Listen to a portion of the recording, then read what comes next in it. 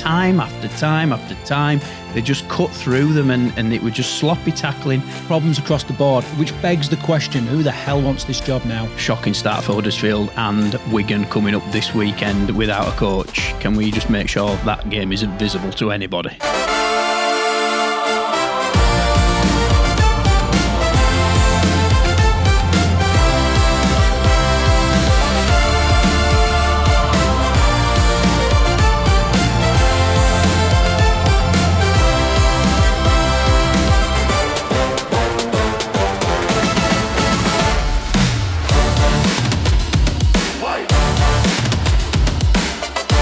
Welcome to the Rugby League Outsiders Super League prediction video. This is the only prediction video on the internet that counts, in our opinion, and it's also the only prediction video that's in partnership with the Super League online game. This episode, as always, is sponsored by yourclubstash.co.uk, home of grassroots rugby league kit. They're promising a 2 to 3 week turnaround on kits at the moment, so if you still need a kit for this season, get on yourclubstash.co.uk and let the guys know that the Rugby League Outsiders sent you. They've also got some brilliant new hats on there that you sorted us out with this week. Right, okay, let's get into it. So some massive upsets this week. We've also got a little bit of news that we're going to talk about, and we're going to do a little bit of an update on our own prediction league as well. And obviously, I am smashing it. You're doing well. I'm not smashing it, but I'm closing in. My early mistake is still costing cutting you. deep. It's really. I don't know if I'm gonna. I think I've got to pull back. If I was going to get into first place, I've got to pull back 60 points somehow.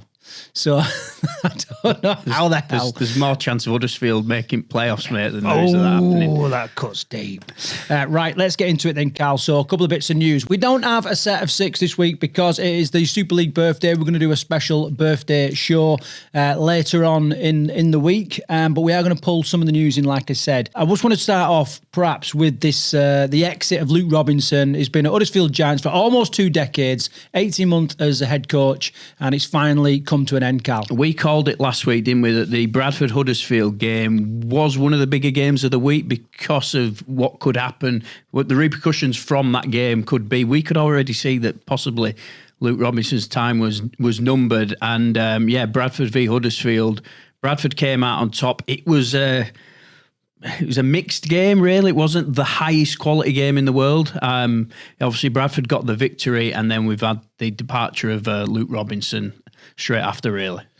Yeah, and obviously that always brings the question, who's going to replace him? We could perhaps talk about that in a minute. There's a bit of speculation online. A couple of the different journos are pulling out some names already. Well, before we even get onto that, the statement that Huddersfield made, what did you make of that? Yeah, I thought it was a little bit disrespectful, if I'm being honest with you. Luke Robinson's been a great servant of that club. He's basically been working with one hand tied behind his back for 2 seasons. He's been clearing up what Ian Watson left behind. A lot of the players weren't his players, and he's had awful injuries in his 2 years that he's been there. Well, it's not even full 2 years, is it? But yeah, that recurring injuries seems to be like one of the major problems. You know, but they've also signed players who are injury prone. Yeah. So you've got to look at that. So who is in charge of recruitment at Huddersfield? Is it just the head coach, or is there somebody else involved? Yeah, I don't know. I mean, we've brought about this question a few times, and we've looked at like the conditioning, what kind of conditioning's going on there. Who knows what it is, but he's definitely been affected by recurring injuries. The other thing, you mentioned the statement, and one of the online, rugby league outlets, let's call it that, had a little bit of a poke at Ralph Rimmer, obviously, who's there as the director of rugby at Huddersfield Giants at the minute. He's not director of rugby. I don't know what his official title is, but they apparently was brought in to get the stadium sorted out. Right, that's going well. That is going well. I think that was his main objective, anyway. Yeah, well, they were kind of sort of saying, well, his history at the RFL is not without blemish. It's not great, no. You know what I mean? So, or without question or whatever. So to do a statement like they did, for Luke Robinson, who I always thought, like Ken Davey, really, really backed Luke Robinson, and obviously, put a lot of time and effort and trust into him. But it's obviously gone really cold now. It feels like the board are under so much pressure. You've only got to look at the Huddersfield fans. They're very unhappy. They're under so much pressure. It's like, right, knee-jerk reaction. What can we do? Like, we'll sack the coach. I don't think it's going to make any difference. I think, if anything, it's going to make the situation worse. Well, maybe it's one of those where it's got to get worse before it gets any better. But the problem is, you cross the park, Huddersfield have got problems in their support, in their stadium, in their coaching, in the players. You know what I mean? There's problems across the board, which begs the question, who the hell wants this job now? I know. Yeah, it's a poison chalice, isn't it, that job? Potentially. This could define someone's career or ruin someone's career. Such is the gravity of this, because obviously, if someone come in and completely turned it around, I'm talking, John Keir at times, you know what I mean? He's done it, hasn't he, where he's taken a club all the way to the Challenge Cup final. You know what I mean? It's going to be either one of those, like fairy tale turnaround, or it's going to continue on a bit of a demise. A little bit like Danny Maguire at Castleford last year. You know what I mean? When he came in to try and turn the club around, didn't have the resources, the time, all that kind of stuff. And, I don't know. I don't think that did a great deal for Danny Maguire's confidence regarding coaching. No, all you can say is that there's Huddersfield star men aren't on the pitch at the moment. A lot of them are still in the locker room, aren't they, injured? So you could get a new coach come in. He could be lucky. Actually, all the players come back. They start coming back at the right time, and Huddersfield start picking up some wins. But I'll be honest, I don't think their recruitment's been good enough. Even with the players that they've got not on the field at the minute, you bring them all back into the side, I still don't think the recruitment's been good enough to have any sort of challenge on the playoffs this year. There is a scenario, just playing a little bit of devil's advocate, that Luke Robinson wasn't up to the job.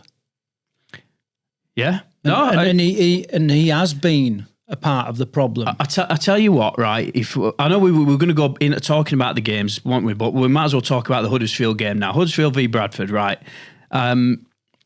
He clearly got the side up for the game. Yeah. So if you looked at Huddersfield's forwards, for the first time this season, I thought these guys are really up for this. Yeah. I thought Huddersfield's pack was really good in the first half. They took it to Bradford. I thought Tom Burgess finally started earning his wages. He had a good game. The problem was they got all the field position. They had really good ball in the opponent's 20. Yeah. They didn't know what to do with the ball when they got into Bradford's 20. And any team that had that much possession in the red zone should have been scoring tries. Now, you could look at it and think, well, is it the half-back pairing? But you know what? You had like Tuilola here was on the pitch. You know, it wasn't a bad half-back pairing. International player. They didn't create anything, so you could lay a bit of the blame. Yeah, well, you can lay some of the blame at coaching there, can't you? You can, but at the same token, if you sort of said, right, massive game, must-win game, we had it tipped as like the game of the week, they've obviously got themselves fired up. What is the worst possible start to this game? Hoofing it out on full. Hoofing it out on the full. Yeah. And it happened straight away. As soon as that happened, I was like, well, this is a done deal. And, maybe it wasn't though, was it? No, it wasn't. But I just thought, right, it's such an important game. We've cracked it. The first hurdle, we've stumbled. And what you're talking about there, where they didn't really have a clue, they didn't know how to finish, let's say. I also think Bradford defended like their lives depended on it. So there's a bit of the two. But they should have been able to break them. But essentially, you're playing against a team who's only just come up into the Super League this year, and you looked like you couldn't score a try. They scored 2 tries off kicks, didn't they? One of them was pretty much a gimme. We should have kicked it off the field. So, they really lacked any sort of direction, attacking direction, I thought. And I think you lay the blame at the halfbacks, but then, that does sit with the coaching staff, doesn't it? Let's leave the speculation for other people for once. And who would you like to see take this role on, Cal? I really don't know. I'll give you an answer that was sent to me by Mark, who does the championship show with me, and he thinks that Kyle Eastman from Halifax is a great fit for Huddersfield at the moment. He speaks really well. He's an up and coming coach. Yeah. They're not. I don't think they're going to get a Super League. A coach from, who's coached in Super League before, I don't think they're going to get. Even if they've currently taken up like an assistant role like Danny Ward, Jamie Langley, you know what I mean? They're in a... Jamie Langley's never coached. No, he hasn't, has it? No, he hasn't, has it? No, I just don't think it's going to happen. I think they're going to have to look at another... Because it is this potential poison chalice. It is, yeah. And such a huge job. It can, at the minute, that job can ruin your career. And if you take that job, you've got to be looking at it thinking, well, I might be a Super League head coach this year. Next year, I could well be a Championship head coach. So you've got to have that in mind. Well, there is no relegation, is it? So it'd have to be booted out and replaced by... Well, yeah, but it could very well happen on IMG rankings this year that Huddersfield lose it. I mean, the crowd numbers, digital score, it all goes back to like crowds and stuff like that, doesn't it? The fan base is dropping off at the minute. So my original question is, who would you like? I don't know. Swerved that by saying Kyle Eastman. I don't know who I'd like because... Would you like Kyle Eastman in the role? Yeah, I think that could work for Huddersfield. Yeah. What about you? I'd like... Well, I've got a bit of an out the box suggestion. Craig Williams? Paul Deacon. And I don't think for a minute he'll take it. No, I don't think for a minute. However... I do think we will see Paul Deacon in a head coaching role in Super League, though. Well, I think he expressed that in recent interviews that he's kind of got an eye on that. Yeah. So... Maybe. Who knows? Anyway, I think he'd do a good job. I did say we were going to leave the speculation to the people, but that's what sort of show we are. We're doing it. Right, can we move on to another little bit of a demise? The demise of Castleford Tigers, and obviously they were subject to a record win from the Warrington Wolves this weekend, and Warrington, I think were exceptional and just absolutely cutthroat. Castleford dire. Yeah, it was one. It was a mix of the two. You can't say that Castleford weren't terrible. They were terrible, especially in defence. Some of the one-on-one tackling was atrocious this week, and I wouldn't say the players gave up. They didn't really give up. They kept battling, but yeah, just skill-wise and defensive. There were a lot of times I watched the Warrington game, and their defensive line had equal numbers, so that they shouldn't have broken. But time after time after time, they just cut through them, and it was just sloppy tackling, and that was right across the board from the middle of the pitch to out wide. There was just one-on-one tackles missed over and over again, and it was just poor defence really from Cass. Well, of course, Warrington they've played a game less than all other teams. Make sure you get that in. Yeah, I will mention that when we come on to Hullcar. They're currently sitting in second with 8 points. Not lost a game this year. Dare we say it, Carl? Dare we say it? I'm not going to say it. Right. But they are playing very well. However, we've seen this before from Warrington, so let's. No, I don't remember a start like this. I know we're only 5 rounds in, 6 rounds coming up, and obviously they've missed the game. But I can't remember a start like this. Is this like the Steve McNamara effect? They certainly feel when you see the interviews with either Steve McNamara or Sam Burgess, it looks like a happy camp, doesn't it? Yeah, and they've not had that for a while. Well, they don't seem to have had that for a while. No, it looks like a happy camp. He's making some pretty bold decisions, is Sam. For instance, he left out... Well, it won't be in isolation, will it? Like in consultation with McNamara. Yeah, so he's left out Sneed, highly experienced Super League player who controls that team and steers them around the park, and he's back to young Ewan Irwin at half. So he's made some big decisions. That's paid off for him. Dufty went out the door, didn't he, last year? There was certainly some unrest there. He's back Kai Taylor-Ray. That's paying off for him. So, yeah, it seems settled. He seems happy with the squad that he's putting out there.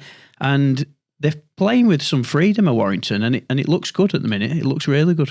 Yeah, I had some nice comments about George Williams, basically saying sometimes he tries to overplay and he kind of settled down into it and, did what he needed to do. Of course, he's moving on at the end of the year, so that'd be interesting how he is replaced. Mark Sneed is getting on a bit now. Who knows? So as all clubs do, there's going to be a few changes. So I think sometimes those players that know they're leaving, the commentator spoke a little bit about it in the Leeds game with the likes of Mikolaj Letsky moving on, Harry Newman was going, you know what I mean? A few other players as well, basically saying that they want to go out. They're still committed. Yeah. Morgan Gannon proved that last year. They're still committed to Leeds and their team, but they want to go out on a big finish. So and you've got to say that the club handled that well. Last year, we spoke about this last year, that making that announcement that George Williams was going early doors, Everybody knows it. All the speculation stops. You don't get the stupid Brad Arthur situation that you had going on at Leeds all year last year. The PNG is the still latest. going on, yeah. So that's not hanging over anybody's heads at Warrington, is it? They've put everything out there. The statements are out there. Just go and play with some freedom and enjoy your rugby. And it seems like they're doing that at Warrington. And the fans are smiling and everything's good. I hope the wheels don't fall off. Well, no, I don't think they are going to do this year. I think they're doing well. Well, I mean, we mentioned Leeds there, but obviously Warrington and Leeds have got a really important game coming up. This is the game that's going to mark, the 30th birthday for the Super League. Yeah, so they're going to want to make that a big spectacle, aren't they? You know what I mean? And they're also they can see that Leeds have got a little bit of a foot on their throat at the minute. They've lost 2. So anyway, they might want to back up this massive record win, with a massive fixture there to mark the... It's going to be a tough one to call, this is, because at the moment, I don't really know what I'm going to get from Leeds. Yeah. We've seen them be absolutely electric, haven't we? And then we've seen them really let themselves down, so yeah. Well, we'll save that for the actual predictions for this week. Yeah. Last bit of news I want to talk about is this, it involves Leeds again, actually, is this potential Vegas double hangover that we've kind of termed it. Well, double hangover, yeah. Leeds and Hull are both suffering out there since Vegas. Do we think they had one eye on Vegas and then they've just let the foot off the gas or what? I mean, Leeds have played well since they come back from Vegas. I think they picked up a win. But yeah, they have had a couple of shockers, haven't they? Yeah, No, not shockers. That's unfair to say. And Hull didn't have a shocker this week. No. A shocker is when you're expected to win and you lose. Right. That's happened the last 2 weeks. They were expected to beat Wakey. They lost. They expected to beat Hull FC this weekend. They lost. So that was a bit of a shock for me. In fact, well, that's as much as I'll say. So it is a bit of a shocker. They were expected to win those. They were sitting right at the top of the table, and Wakey sort of mid-table. They were expected to pick up the wins there. But maybe Brad Arthur alluded to it in his own press conference after the game, didn't he? He said maybe we're starting to believe our own hype. And maybe we have hyped Leeds up a little bit too much. Because Leeds weren't incredible last year. The Leeds made vast improvements last year. And which is why I think everybody thought this year, when you get like Sevo back in the squad, and they'll make another step up. Maybe they're not quite ready for that. Maybe they are middle of the playoffs. Maybe they're not a top 3 team this year. Maybe. Well, I mean, everything indicates they're not at the minute.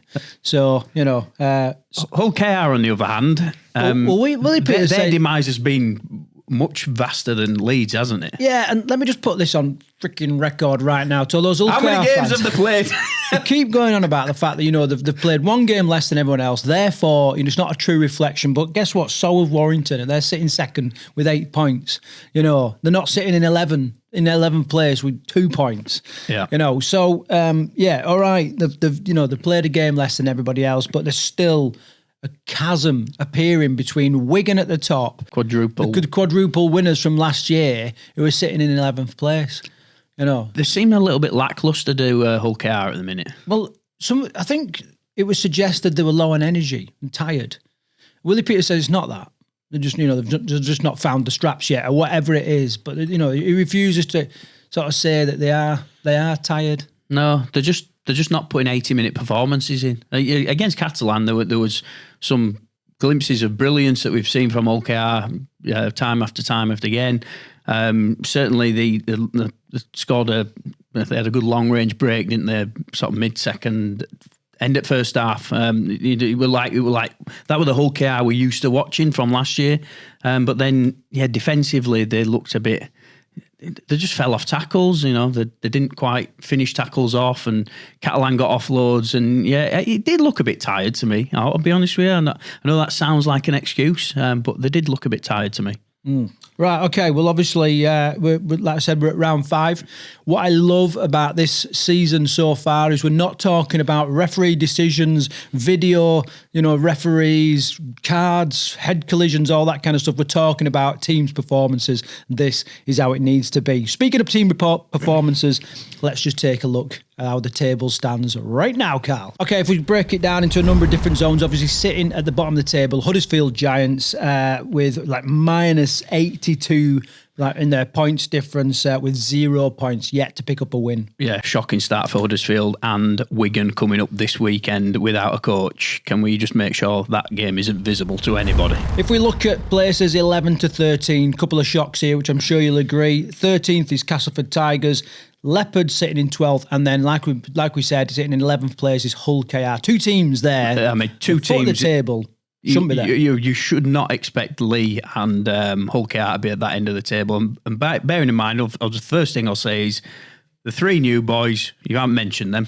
Yeah, not even spoke about them yet. Obviously, all those teams with 4 points. Now, 3 teams with 4 points. In 10th place, you've got York Knights. 9th is Toulouse. And then 8th, Hull FC. Hull FC have been hot and cold, I think you could say. They've some good performances, brilliant performance this weekend. Big scalp there. Yeah, but in a few weeks they've been pretty terrible. Toulouse and York have had some brilliant performances and are really unlucky, actually. We're really unlucky not to get that victory against Wigan this week. They could be quite easily on 8 points. They've played some good games. In the centre of the table, then from 7th up to 4th, you've got Catalan Dragons, you've got Wakefield Trinity sitting in 6th. 5th is Bradford Bulls, and then Leeds sitting in 4th place. All of those teams with 6 points. Wakey, where you would sort of expect a middle table to be pushing up for an improvement from last year. Catalan Dragons started pretty terribly, but are getting better and better. Every week that goes by, Catalan are getting better. I expect to see them start creeping up that table at the minute. And Bradford are off to a great start. Yeah, they are. And Leeds, I think, have handed a couple of teams there a little bit of a foot up, haven't they, with some lacklustre performances over the last couple of weeks. Yeah, I tell you what is interesting. Bradford and Leeds next to each other on table. Yes. Good Friday coming up. Should be a big crowd for that. Should be a massive derby. It's got to be minimum 15,000. Maybe, do you think we can see a 20,000 crowd there, Carl? I can't see 20,000. Well, we need to start hyping up. 15,000 plus would be nice, wouldn't it? Yeah, it'd be a great turnout. Moving into the top 3, then you've got Saints sitting in 3rd place, and also with joint points is Warrington sitting in 2nd place. Obviously, just slightly ahead there with the point difference. I'm impressed with Saints. I think they're another team where they've had some new players come in. I think they're finding the feet with the combinations, but it's starting to click. Jackson Hastings and Tristan Saylor, I really like the look of that now. So, yeah, Saints combinations are starting to look good, and Wire, as we've already spoke about, look sharp this season. So, yeah, good stuff from them. Top of the shop, and maybe no surprise, with a hell of a lot of points, is Wigan. They're sitting on 1st place with 10 points. Wigan doing what Wigan do, isn't it? Yeah, they look. It's always the fixture your team comes up against you, like, oh God, we've got Wigan this week. However, they were nearly undone by York at the weekend, and like I say, York were very unlucky not to get the win there. The one thing I will say about Wigan, without Bevan and Jay Field, they're not quite the same team, but they still grind out wins. They're doing brilliantly. Right, okay, so that's the table. What do you think about the current sittings in the table? Is that what you expected? I think I'm sure there'll be some there that you didn't expect. I also want to just raise awareness to the shirt of the week, Carl, before we crack on with our predictions for round 6. London Broncos shirt, that signed Broncos shirt. Okay, moving on to round 6, and games kick off on Thursday, the 26th of March. We start with a clash between Castleford Tigers against Bradford Bulls. Of course, Castleford sitting in 13th place, 1 win from the last 6 games, including a record loss against Warrington the other day. And then Bulls, obviously, 3 wins from the last 6, currently sitting in 5th place. Must-win game, I think, for both teams. I don't think... Is it a must-win for both teams? I don't know. Well, Cass needs a win. Right. Well, at the start of the season... Probably a lot of people that expected Bradford to be right down that bottom end of the table, and there was a handful of teams you think they're the teams that you want to win. I think probably Castleford you put in that bracket along with Huddersfield. However, they've shocked a lot of people, haven't they? And they're doing a lot better than we thought they would do. It's a big win. Castleford, it's definitely a must-win game for Castleford. They're just how they played at the weekend. They owe it to their supporters to put in an 80-minute performance this week. Those fans that travel to Warrington I would have been very unhappy if I'd have gone to turn up to watch that. Yeah, I completely get what you're saying, and I think a lot has been made of that online. So fair play to those supporters that did travel and did stay all the way to the final hooter. There's some players in that Castleford. I know Castleford are full of injuries. However, there's loads of teams like that. So I don't think you can keep using that excuse over and over again. There's players in that Castleford team who are not pulling their weight. And one guy, I'll point him out, Ravalawa, he was absolutely shocking at the weekend. He looked lazy. He looked like he couldn't be bothered. He looked slow. He looked unfit. But we know that guy can be an absolutely incredible player. I've seen some of the tackles he's put in. He can absolutely belt some people. He just didn't look bothered this week. And he summed up the attitude of a lot of Castleford players to me. Yeah, and if you flip it as well, Ryan Carr's definitely going to want a response, isn't he? And this is a game that I'm sure he's earmarked, and they're definitely going to be targeting Nicarima as he tore the game apart last week, didn't he? Yeah, I think Jaden Nicarima, was on debut on it for Bradford, and thank God they had him really, because it was a bit of a slugfest, wasn't it, that game? It did open up in the second half. I think Bradford definitely looked more dominant of the two sides, especially in the second half. They did put themselves under pressure, though, by sort of handing Giants a try by not kicking the ball out. But when Nicarima got going, I thought he had a solid 80-minute performance, actually. He was kicking it long field, and he was chasing the kicks himself. He was always the first man there to kick chases. And then, we saw what he can do. He's got that turn of pace. Bloody hell, he is quick, isn't he? Yeah. Yeah, so he looked really dangerous. There's some really good performances by some of the Bulls players as well. Yeah, Cass are going to want to put things right and start building a bit of momentum. Bulls want to keep that momentum going. We've waxed lyrical there about Jaden Nicarima. What about some of the other players that you've picked out? Yeah, I think there's a few players who've been given an opportunity this year. Connor Wynn, I think, has been absolutely outstanding in every game that he's played this year. Didn't quite get a chance, did he, at Hull FC? He's taken his chances this year, and every Bradford game that he's played this year, I think he's been outstanding. I think Luke Hooley's been brilliant. Joe Mellor's been absolutely brilliant. And Ryan Sutton, that came over from Oz, didn't he, last year? Very injury-prone player. He's been playing sort of 60, 70, 80 minutes a game, and he's really driving that forward pack for Bradford, which is a light forward pack, you've got to say. I think he's doing a good job of leading it. Right, key points. I mean, it sounds to me like everything is stacked in Bradford Bulls' favour. I'm going to put my colours, nail them to the mast straight away. I think there's going to be a Bradford Bulls win. And unfortunate for Cass, they've got the chance that it's at home, and if the crowd can get behind them, you know what I mean, then they've got a good chance. But I think Bulls are going to be a little bit too strong. Yeah, I think there's a few players came over from Leeds on loan this week for Castleford, and do you know what? Arguably, they were some of the better players that were in the side. I thought Riley Lund played well. Cassell, who come over from Leeds, he had a good game. I don't know if they're keeping those for this week. I think if you're a Cass fan, you're hoping so. I think your halfbacks have got to start doing something. Assey and Weaver didn't do anything this week. And like I've already mentioned, some of the other players who I just thought were lazy. I think Bradford are probably going to be too strong for him this week. I think it'll be an away win. Brilliant. Okay, moving on to the Friday night then, kicking off at 8 o'clock. You've got the first of two absolutely dingers. First one, Hull KR, currently sitting in 11th place, 3 wins from 3. Having only, I've played less Super League matches than others. Let's just get that in there. I'll take it on Saints, who are sitting third, 5 wins from the last 6, and were electric at the weekend. Yeah, and Hull KR, they're at home at the Hull KR this week. So another team that owes it to their supporters, really, putting a big performance. They travelled over to the south of France and they really didn't perform. I know there wasn't a huge score in it, and they could have took that win, to be honest with you, at some points in that game, but they just want 80 minutes there from them. I think if Hull KR put 80 minutes together, we we could see a different performance from them this week. I think the issue that OKR may run into if they're not careful is, I think, when they lost the first couple of games, they lost against York and all that, I think some of the supporters, some of the fans, us included, think, well, they'll come good later in the year. If they're not careful, it's going to be too big a mountain to climb. Like, they really have got to be picking up some wins now. I don't think it's going to come this weekend, if I'm honest, because Saints, are really, really, it's one of those, isn't it? They could all turn up, have an absolute blinder. It's at home. Craven Park gets behind them. They could win the game. The momentum doesn't suggest that. Their forwards need to put in a bigger shift, though, I think. I don't think OKR's forwards are doing enough at the minute. I dare say they're missing JWH, actually. Yeah. If you look at the stats from the Catalan game, play the balls in the opponent's 20. Catalan had 25 play the balls in OKR's final 20. OKR only had 10.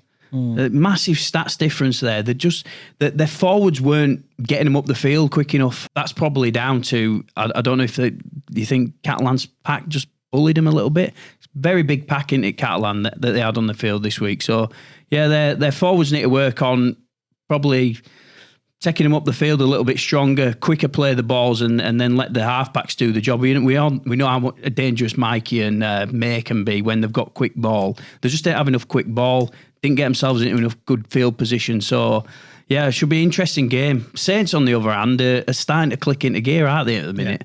Yeah. Like I mentioned at the start, Sailor and Hastings, I think they're looking good together at the minute. And they are one team. I saw against Toulouse, they were creating a lot. It didn't always come off. They did make quite a few errors in that game, but they're playing rugby. They're chancing their arm a little bit, and they're starting to throw the ball around. So Saints are looking dangerous for me. Yeah, and they just seem to be chasing everything, reacting to everything. Did you see the Tristan Sailor offload to Clemmer, for that try there? It's just like, I don't even know how that happened. If the referee had said, he's made contact with the ground and spilled the ball, I'd be like, that explains it. I just don't know how he did it, but it was incredible collecting the ball to start off with. Yeah, but that's what I mean. He's got skills though, hasn't he? Yeah, passion and drive to compete for those 1-2%ers. The chances of it coming off are very, very low, but when it does, it's sensational. The fans love it, and it can win you games. But it wasn't just the backs either, was it? Parsi had a good game in the pack, and Clemmer, you just mentioned, he's playing really well this year. So, yeah, their forwards are starting to get on top of teams at the minute, and that's giving their back row some freedom to play. How, it's the Paul Rowley way, innit? He likes the team to throw the ball around a little bit, and I thought they were looking pretty good. Harry Robertson at fullback as well. I like seeing him play at fullback, and he looks good there. Yeah, he's class. He's a class act. Right, okay, so ready to call it then? Yeah, difficult one, this, isn't it? No, I'm going Saints. I don't think Hull KR are going to pull it back this weekend. I can't see another Hull KR performance like that. I think we're ready to see Hull KR turn it around. Okay. So and I'm not basing that on any evidence that I've seen. Yeah. I just think that he's following your heart. They're just due a big game. They've got to really perform this week. If they lose this week, pressure starts mounting on Hull KR. I think pressure's on already. I think Hull KR fans and the Hull KR team... That's kind of why I see a response coming this week. Yeah, they're kind of batting it off. It'll all come good, but if they're not careful, it's going to be too big a mountain to climb. I genuinely believe that, and it's just going to be too much, and they've left it too late. Well, all coming good has got to be this week for me, so I'm backing them. Okay, so moving on then. Another tough one to call. Kicks off at 8 o'clock as well, and that is York Knights. 3 wins from the last 6, sitting in 10th place, and then Wakey. 4 wins from the last 6. Could be sitting in 6th place. This is another really difficult one to call, isn't it? Yeah. York were brilliant against Wigan at the weekend. They just never say die attitude. Paul Vaughan, how good is he playing at the minute? Yeah. When York signed Paul Vaughan, I'll be honest, right? I thought it was a bit of a big money signing, wasn't it? Like huge risk, yeah. Yeah, big signing for York that was, and I think they threw a lot of eggs in one basket. A lot of eggs. He's really delivering for him at the minute, and he had no right to score that try against Wigan at the weekend. He just kept running and battling, and he had like 3 or 4 players on him, just forced his way over the line. And he's doing the hard yards as well. He's picked up a couple of tries this year, but he's doing the hard stuff as well. So, I like what York are doing. They're so unpredictable at York at the minute. Different team without Paul McShane on the pitch, though. That is very evident. He played that weekend. Yeah, I know he played, Yeah. but he went off, didn't he? He did go off at one point, and they were just like a little bit wanting at times. He's the guy that steers them around the park, isn't he? And his kicking was good as well. I thought a few kicks over and just kept putting him in the right field position. Look, Wigan were lucky to win that game. I thought they were really lucky. There were a few decisions went their way. If it could have been the other way, York were walking out of the DW with a win at the weekend. They were very unlucky. Which is why it makes it so interesting going up against Wakefield this week. Yeah, Wakey picked up another great win against Leigh. Obviously, we could barely see it because of the amount of smoke, the fireworks and everything was kicking out. But, they picked apart Leigh. Leigh, obviously, we'll talk about Leigh in a bit, but by no means a walkover for Wakey. But they still had to work really hard for that win at the weekend. Yeah, our guy that we spoke about last week, Tavanga. Tavanga, yeah. Although he's not got an N in it, which I got that wrong on the... Tavaga or whatever, I don't know. It just rolls. Scored first try, didn't he? He was great again. He just took it to Leigh and bullied their pack a little bit, and it allowed Wakefield to get on top. Do I think it was a classic Wakefield performance though? No, I don't. What, even with the Kaius Fartili kick? Oh, the skill. It was. Do you know how much it takes to kick it 5 yards like that? It was a try assist. That he'll take it as well. They went and scored from that, didn't they? He's got to be dining out on that. He has got to be dining out on that. Well, he knew he got away with one there because he was laughing his head off after that try went in. Yeah. Wakey. What can I say about Wakey? I don't think they played that. I don't think they played brilliantly against Leigh. I think Leigh handed a lot to them. Yeah. But again, it's that Darryl Powell attitude that he's got into his players, and they just keep playing for 80 minutes, and they got the rewards in the end. Yeah, they did. Leigh looked frustrated, and I think Wakey just did well to keep frustrated and keep the pressure on, and walked away with the spoils. I tell you who I did think played well for Wakefield this week. Smoothie at 9. I think I've kind of been waiting for him all season to sort of inject something into one of the games, and he's been all right, but he's not been the player I were expecting to see. Maybe it's just taken a few rounds for him to get settled into the team, but I thought he probably had his best performance this season. I thought he looked good this week, and it's that with Truman and Sinfield is creating a nice little click there. I think that's controlling the team quite well. Yeah. So do you think in order to if either team are going to pick up the win, what do you think they need to do? What should they focus on? I think York have got they've got to have Paul McShane on the pitch and use Paul Vaughan, the both Paul squared to keep the pressure on Wakey. They've got to have another good kicking game from Sinfield. I think you can get them loads of... I think both of these teams defend pretty well. Neither team concedes a lot of points. One conceded 18, one conceded 22 at the weekend. So that's kind of what you're probably going to expect. There'll probably be 3 or 4 tries apiece. I think it's whichever team can create the most gaps. Yeah. Quick play the balls, create the most gaps. Now I'm thinking about it. That's why I think I give Wakefield the edge. I think in the fullback position, I think Wakey just take it, but I won't be surprised if York won. I'm the same, so I'll put you down for a Wakey win. We agree on that one. By the way, I think we both backed Wakey last week and they went and won. We broke the duck. Broke the duck. There you go. Yeah, so let's see if it happens again. Right, moving on to the Saturday then. Again, we've got 2 games kicking off. Wigan versus Huddersfield. This could be an absolute car crash. Wigan sitting in first place, 6 wins from the last 6. And then Huddersfield, no wins. Bottom of the table, 14th place. If there's one game that I hope is on Sky Plus or the red button and the feed don't work and it's all juddery and nobody can watch it, I hope it's this game, because this could be an absolute cricket score. But I don't know what to say about it. Well, I mean, it should be a cricket score, in based on performances from both teams over the first 5 rounds. So yeah, it's at Wigan as well, isn't it? It's at Wigan. It's the weather's coming good. The crowd's going to be massive. Yeah, let's say the Wigan crowd is going to be massive. That's what I meant. You know, Huddersfield are not going to take many. They're not going to take many supporters to this. No, and you won't blame them. They're going to be in the low hundreds supporters for this game. They're gonna feel every bit of isolated. Yeah. Wigan. Yeah, Wigan do, like I said, Wigan doing what Wigan do. Just professional performances. They weren't amazing against York though, were they? York definitely rattled them. Oh yeah, definitely. Huddersfield have got York are not Huddersfield. Huddersfield have got to take a little bit of what York did, and that's got to inspire them. I don't know if it's in the camp though. The only good thing about this is Andy Kelly, who's obviously the interim coach at the minute. Yeah. He gets a free crack at the whip against the leading team in the competition this week. It's not going to be his fault, whatever the outcome is, you know. So hopefully they'll have a much more spirited attempt against Wigan. Yeah. But it could be an absolute bloodbath this time. Honestly, I'm cringing just thinking about it. It is difficult, isn't it, to think about this game. I think one thing that could happen is that Wigan just don't give it much. They don't operate like that. No, they don't operate like that. So, they won't switch off just because it's Huddersfield. No, they'll be just looking at it going, yeah, points. Points. As many points. We need hat tricks across the pitch. Hat tricks across the pitch. Well, it happened at Warrington and Cass. Yeah.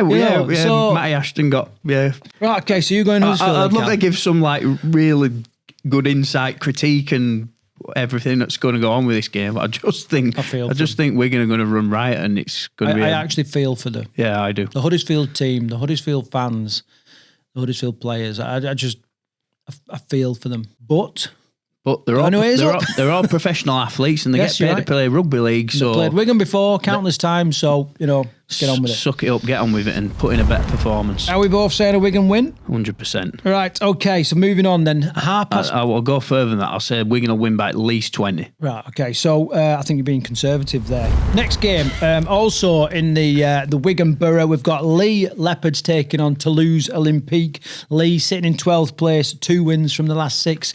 Toulouse 3 wins from the last 6, currently sitting in 9th place.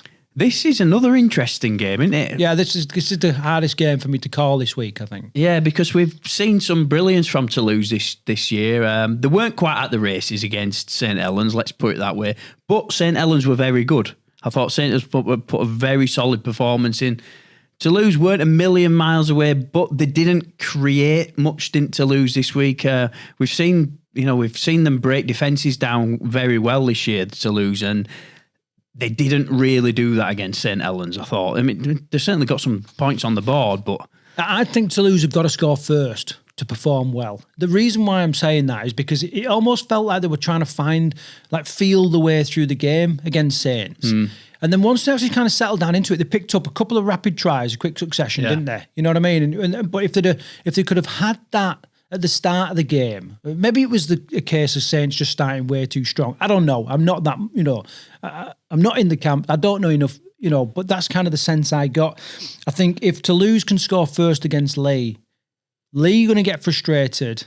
We saw that against Wakey. The likes of Adrian Lamb, Jack Hughes, just mouthing off at the referee all the time, clearly frustrated, and they don't like it. They don't like it, Leigh. No, it's the wheels. Are the wheels falling off? Is that too big a statement to make about Leigh at the minute? They're definitely trying to change a tyre, aren't they? Yeah, Leigh have got injuries, aren't they? Right, and Adrian Lamb keeps saying that. All the players that they've got missing. But I looked at the Leigh side that they put on the field this week. Do you know what? It was a pretty decent team, and I expected a bit better. Granted, it didn't have strength in depth. It was only a 1 to 13, and then the bench was weak that they had this week. So, maybe that was the difference. But 1 to 13, I thought they should have probably performed better than they did. Yeah, something needs to change at Leigh a little bit. Yeah, well, I think just calming down, not just trying to, if some things don't go your way, then just kind of that's just rugby league. So you've got to kind of suck it up and just settle back down into your process and all that, which we know they can execute incredibly well. Yeah.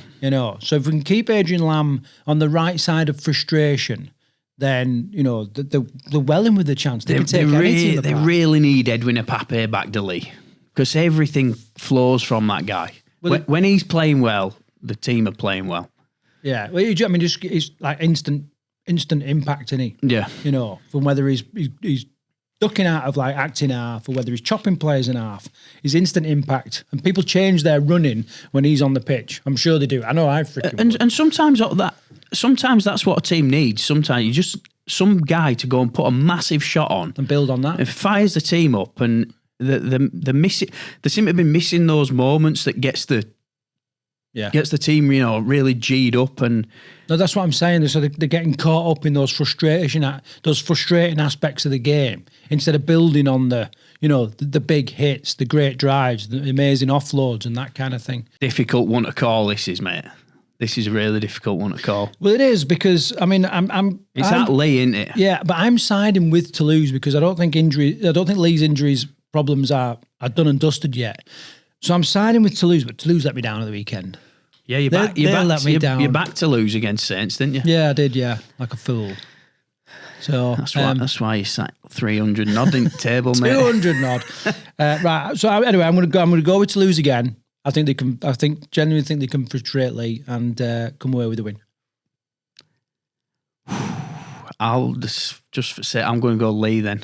Right, of course. Obviously, this might be a bit easier to call if we had the Super League Predictor weightings on the score. We don't have them at the time of recording, which is why we've not included them. By the way, if we do have them by the time we edit this, we will the graphics slide them in. The graphics will likely be on screen. All right, that's why we're not talking about it. Moving on to the Sunday then. 2 games this Sunday. First one, Hull FC at home playing Catalan Dragons. Kicks off at 3:00. Hull FC sitting in 8th place.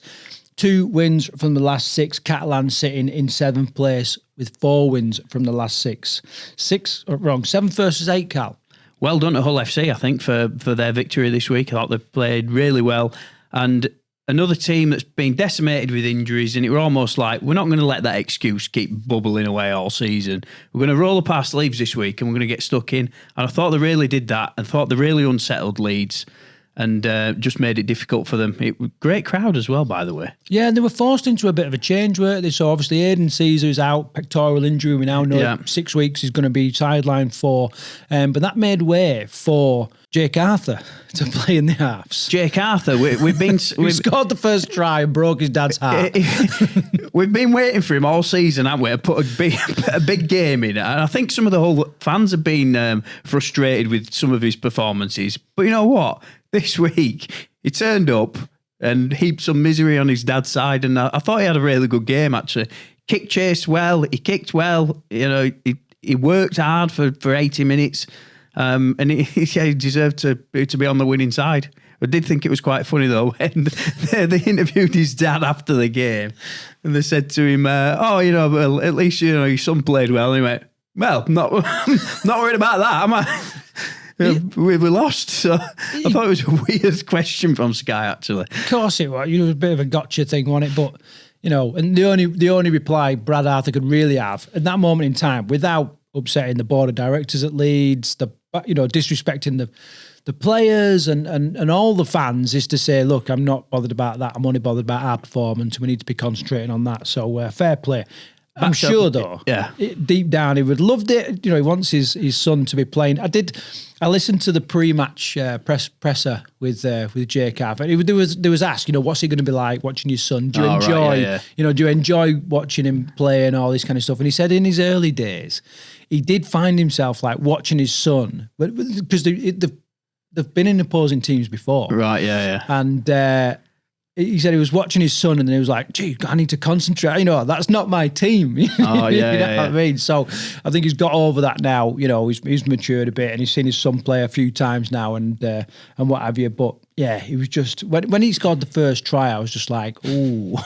That cuts deep. Yeah. And then obviously they went on to win. There was some players at Hull FC really put some big performances in this week that I think this year haven't quite performed to their potential. I think Zach Hardacre has had a few shockers this season, certainly defensively. I thought he was brilliant this week at fullback. Yeah. And since he's gone back into that fullback role, I think he's playing a lot better, actually. I prefer to see him there than in the centres, to be honest with you. I thought Zach Hardacre played really well. I thought he was that experienced head that just helped steer them around the pitch, and I thought he had a really good game. By the way, go back years, you would never have said that about Zach Hardacre, would you? No, he was a loose cannon, wasn't he, at one point? Yeah. Bounced around teams for lots of different off-field problems and all sorts. He seems to... But always a class player. Yeah, he's matured, and he's like that. He's that experienced head in that team now, and he helps them. He helps those younger players, I think. And I thought he was really good this week. One of the younger players I thought was really good this week was Davy Litton. He's had some shockers this season. We know that he can find his way to a try line. It's great try this week, but he's had another player who's had some defensive shockers this year. I thought he played really well. So yeah, there's some good performances by Hull FC, and do you know what I took from it? It was a very collective performance from Hull FC. Like we say, we know they're not at full strength. There's a load of players sat out on the sideline at the minute, but 1 to 13 who were on that field just worked for each other, and they didn't stop. And there were times where it looked like Leeds were going to start breaking away, and they just stuck at it. And you could tell how much it meant to them.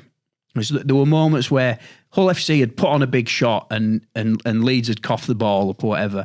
And I don't really like to see it, but it is what it is. They all celebrated. They were all celebrating. They were all around each other, patting each other on the back. But it was the same when they made errors as well. You know, they were letting each other know that, you know, this is a team performance, and that's what that was. Geese mentality. It was the geese mentality, mate. That's exactly what it was, the geese mentality. I'd love to know what else John Cartwright talked, because we did say, you asked him, didn't you? So basically, let's explain the geese. Go on. Yeah, so you was talking to Lewis Martin last year at the Super League Dream Team announcement event, and tell us about the camp and all this, and he let it slip that John Cartwright had this geese mentality mantra, that they use to kind of, like a team performance, never leave a goose behind and all this, right? So obviously the Super League launched this year. You spoke to John Cartwright and said, tell us about it. And he was like, nah, that's a fucking secret, mate. They were like, what? He goes, yeah. Well, Lewis shouldn't have said that. He shouldn't have told you that. So he was like, oh, well. Lewis is in the corner, wasn't he, looking a bit sheepish. And then sinking into his chair. And then you were like, well, what else have you got? And he's like, well, I've got a few others, but I won't be talking about it. And I wonder what else he's got under his bonnet. Needs unlocking, doesn't it? Yeah. Before end of season, we need to send them all in or something like that. Yeah, we definitely do. So, what is geese mentality? It's like never. Well, they fly in a thing, don't they? Flying V. Yeah, like a flying in formation. That's about as much as I know about geese. I think it's It's from a film, innit? No, that's Mighty Ducks. Yeah. It's not like Mighty Geese. Yeah, but duck mentality is not the same thing as go. No, I think geese mentality is like if they take it in turns at the leader in the pack, or it's not a pack, is it? Yeah, the arrowhead formation. They take it in turns. They keep cycling round and sharing the work and all this kind of stuff. The rest of them can more or less just fall asleep. There you go. That's right. Hull FC geese. There you go. But what about the never leave a goose behind then? Right. Who are they playing? I forgot who they're playing now. They're playing Catalan, mate. Catalan. Interesting, yeah. So Catalan, massive performance, won it against Hull KR. As I've said to you, Dodd and Sexton, I said probably 2 weeks ago, it looked like it was starting to click into play.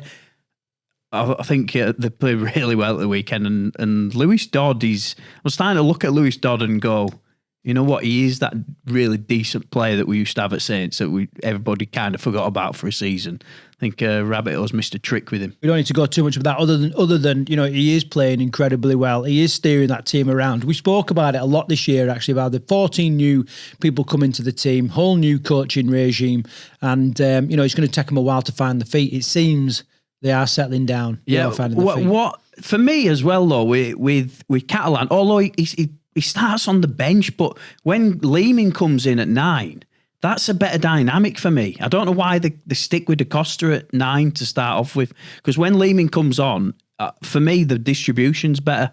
And I thought they played a lot better once Cruz Lehman came on. But is the Costa in there to absorb some of the initial energy? Probably, yeah, probably. To allow Lehman to come on and to do those things.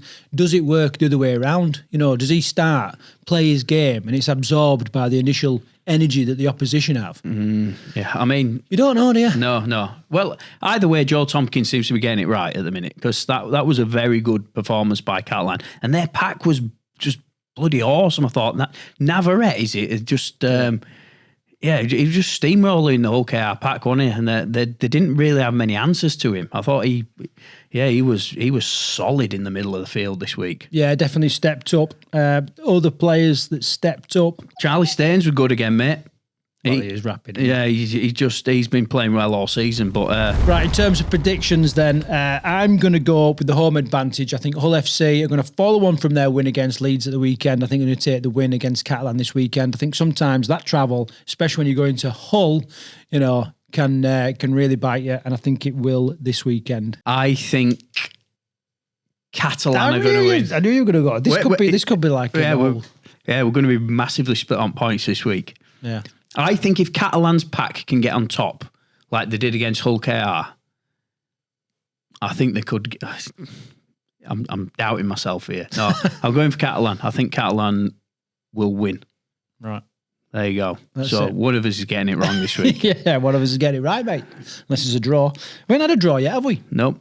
No draw. 10 points for a draw on the Super League Predictor game. Right, so moving on, 5:30 on the Sunday, we've got Leeds sitting in 4th place, 3 wins from 6, and Warrington, 6 wins from 6 games, and they're currently sitting in 2nd place. Is this their week? How hard are these games to call this week? It's a tough round. This is a really tough round. But obviously this is the birthday, the anniversary, like celebratory game as well, and it that's been earmarked. So, yeah. So, and it's at Leeds, isn't it? Yeah, certainly. It's at Leeds. Can you imagine what the camp's going to be like this week for the Rhinos? If you saw Brad Harper's interview after that game, he was like, "Yeah, we've got some stuff to sort out this week." He basically started saying, "Didn't we? We're believing our own bullshit. We are. We just believe in our own hype." So it wouldn't be surprised me if they're on the moors this week, running hills and stuff like that to knock it out of them. Leeds, yeah. Go on, give me some insight. What do you think we'll get from Leeds this week? If Leeds are going to go on and win this game, where do you see it being won? It's going to be the battle of halves, isn't it? Jake Connor versus George Williams. Yeah. I think, whoever can kick well and move the team around well enough. Kicking game could really come into play in this game. Last 2 or 3 tackles, find those miss out, long looping passes, short balls, no look passes. It's going to be like a skills masterclass from the winning team. Right? Whether it's Leeds, Leeds are going to have to do it if they win.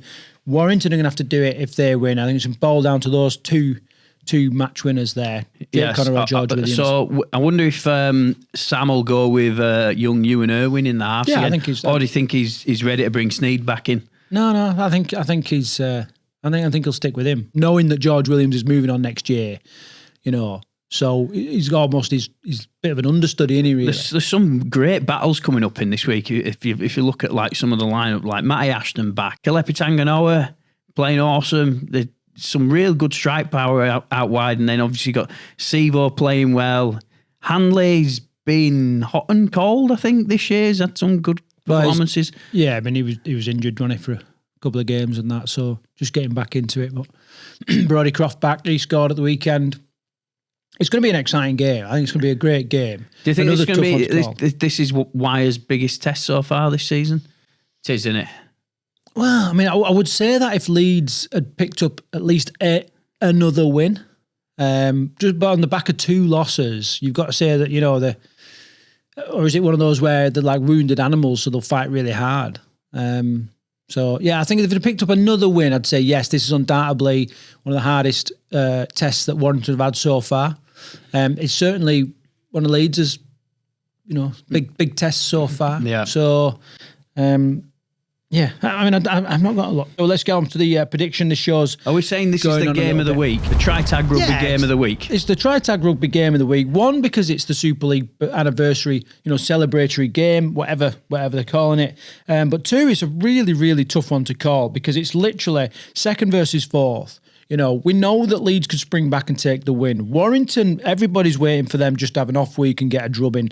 So it could happen this week. It's really, really tough to call. I'm going to put my allegiances to one side. I'm going with Wire this week. Right. At Headingley. I'm putting my allegiances to one side and I'm going to go for Leeds this week. No, but gosh, I already want to swap. I do. Okay, right. Wow, we are. This is really, that is a massive game to call, that is. Because Wire could turn up and could be absolutely awesome again. Yeah. But then I know at the same time, Leeds, they're just giving me two different types of performance. If Leeds turn up how they did at Vegas, I think they'll rip Warrington to pieces. But they're not turning up like that every week, are they? So they've been blowing hot and cold. So I don't think they'll rip them to pieces, but I get the sentiment. No. I know what you're saying.